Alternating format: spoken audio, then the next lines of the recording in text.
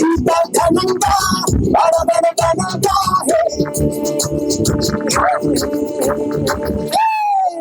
రాజుగారి పెళ్ళిలో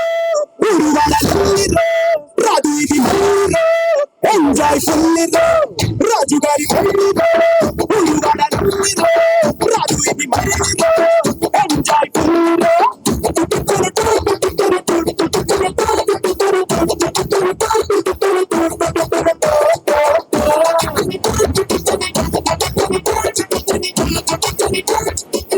రాజుగారి పెళ్ళిలో